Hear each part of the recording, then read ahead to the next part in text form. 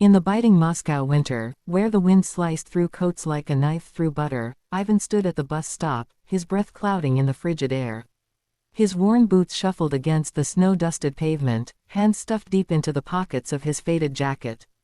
The city hummed around him, cars honking, neon signs flickering, the distant clatter of the metro, but here, at this lonely stop on a dimly lit street, time felt frozen. His eyes stung from the cold, but they caught on her. A woman, slight and shivering, clutching a thin scarf to her chest as if it could shield her from the -20 chill. Her face was pale, lips faintly blue, and her eyes darted toward the empty road, searching for a bus that wasn't coming. Ivan didn't know her story, didn't need to. He saw her trembling and felt a pang in his chest, sharp as the wind. Without a second thought, he shrugged off his jacket, the only thing keeping him warm, and held it out to her. "Take it," he said, his voice rough but kind, the words curling into the air like smoke. She hesitated, eyes wide, as if kindness from a stranger was a foreign language. But the cold was a cruel negotiator, and she accepted, wrapping the oversized jacket around her shoulders. It smelled faintly of tobacco and engine oil, but it was warm, and she sank into it with a quiet sigh. Ivan, now in just a threadbare sweater, shoved his hands back into his pockets and turned his gaze to the horizon, pretending the cold didn't bite. They stood in silence, two strangers bound by a small act of humanity in a city that often forgot such things existed. Her name was Elena, though Ivan wouldn't learn that until later. To him, she was just a woman who needed help, another soul weathering Moscow's endless winter. To her, he was a stranger with kind eyes and a jacket too big for his frame, a man who looked like he'd seen hard days but hadn't let them harden his heart. She didn't tell him she was Elena Petrova, CEO of one of Russia's largest tech firms, a woman whose name graced headlines and boardrooms. She didn't mention the chauffeured car that had broken down a mile away, leaving her stranded, or the meetings she'd missed with investors who could make or break her company's next quarter. In that moment, she was just a woman, cold and vulnerable, and his jacket was a lifeline. The bus never came. After 20 minutes, Elena broke the silence. "You didn't have to do that," she said, her voice soft but steady, her English accented but flawless. She'd noticed his calloused hands, the faint scar above his eyebrow, the way he stood with a quiet resilience. "Why did you?" Ivan shrugged, his breath puffing out in a cloud.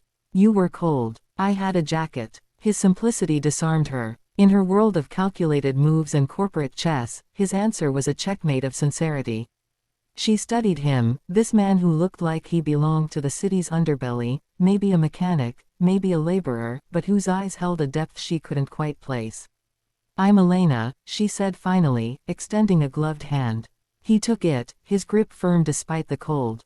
"Ivan," he replied, and for a moment, their hands lingered, a small warmth in the freezing night. She wanted to say more, to ask about him, but headlights cut through the darkness.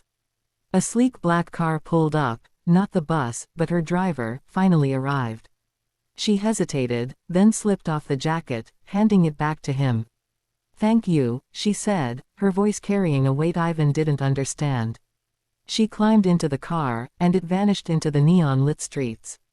Ivan thought that was the end of it. A small kindness, a fleeting moment. He went back to his life, days at the auto shop, nights in a cramped apartment where the heater rattled but never warmed. He didn't know that. Elena couldn't forget him. In her glass-walled office overlooking Moscow's skyline, she replayed that night. The jacket, his unassuming kindness, the way he'd given without expecting anything in return.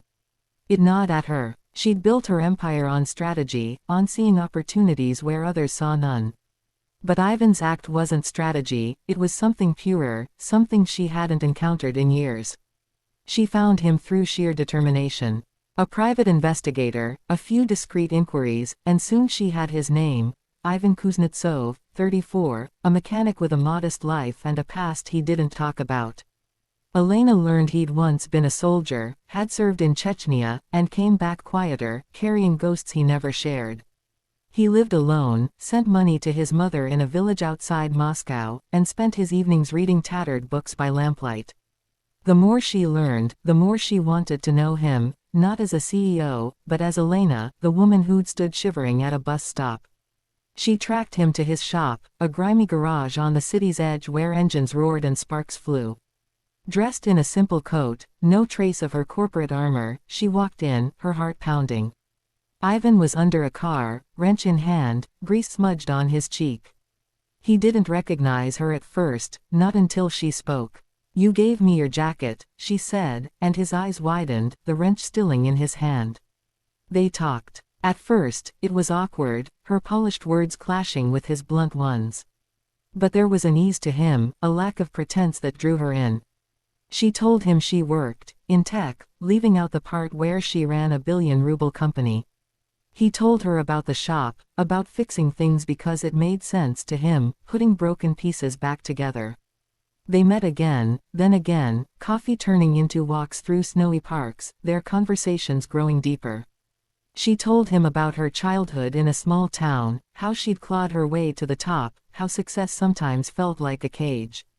He told her about the war, the friends he'd lost, the nightmares that still woke him. They were opposites, she, a titan of industry, he, a man who fixed cars, but their shared humanity bridged the gap. Alina's world began to shift. In boardrooms, she found herself distracted, thinking of Ivan's laugh, the way his eyes crinkled when he told a story. She started questioning her priorities, her relentless pursuit of power, the deals that left her empty. Ivan, too, felt the change. Alina's presence brought color to his gray days, her sharp mind and quiet vulnerability pulling him out of his solitude. But he sensed she was holding something back, something big. He didn't push, trust, he knew, took time. The truth came out by accident. A news article on his phone, a photo of Elena at a gala, the headline proclaiming her Russia's tech titan.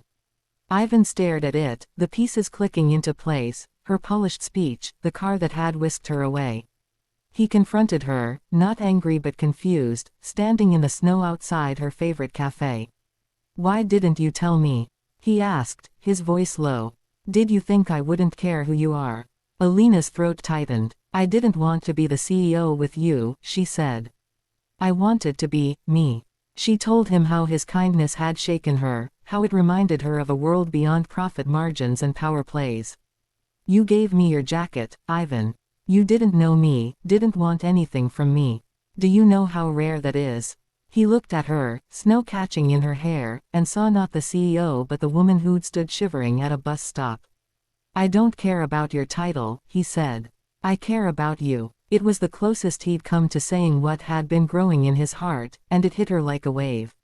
She stepped closer, her breath visible in the cold, and kissed him. It was tentative at first, then fierce, a collision of two worlds that shouldn't have fit but did. Their relationship deepened, but the world wasn't kind to such unions. Alina's board disapproved, whispering about optics, about a CEO dating a mechanic. Her rivals used it as ammunition, spinning stories of her, slumming it. Ivan faced his own battles, friends who didn't understand, a landlord who raised his rent, as if the universe itself resented their connection.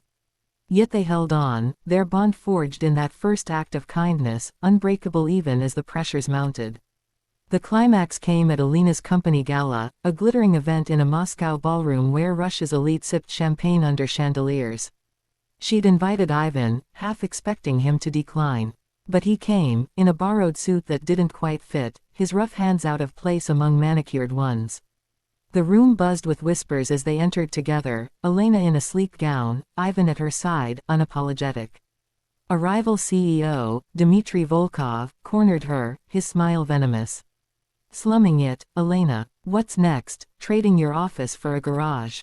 The room went quiet, all eyes on them. Elena felt the weight of her world, years of fighting to be taken seriously, to prove a woman could lead. She could have deflected, laughed it off, protected her empire. Instead, she took Ivan's hand, her voice steady.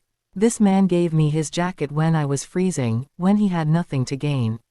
That's worth more than any deal you'll ever make, Dmitry." The room held its breath, and Ivan, who'd always felt small in her world, stood taller. He squeezed her hand, his heart swelling with pride, not for himself but for her. The moment shifted something in Elena. She began to change her company, prioritizing projects that helped people, affordable tech for rural schools, support for veterans like Ivan. It wasn't easy, profits dipped, shareholders grumbled. But she was done chasing numbers at the expense of her soul. Ivan, inspired by her, started teaching free mechanics classes to kids in his neighborhood, showing them how to fix what was broken, just as he'd always done. Years later, they stood at that same bus stop, now a memory they visited each winter. The city had changed, new buildings, new faces, but the cold was the same, and so was their love. Elena, still a CEO but no longer defined by it, leaned into Ivan, his jacket around her shoulders once more. "You changed my life," she whispered. He smiled, his breath mingling with hers in the frosty air. "You were cold," he said. "I had a jacket." Their story spread, not just in Moscow but across Russia and beyond, whispered in cafes and shared online. It wasn't about a CEO and a mechanic, it was about kindness, about seeing the human behind the title, the heart behind the scars. In a world often cold and divided, their love was a reminder: sometimes, a single act of humanity can warm the soul of a city, a country, a world.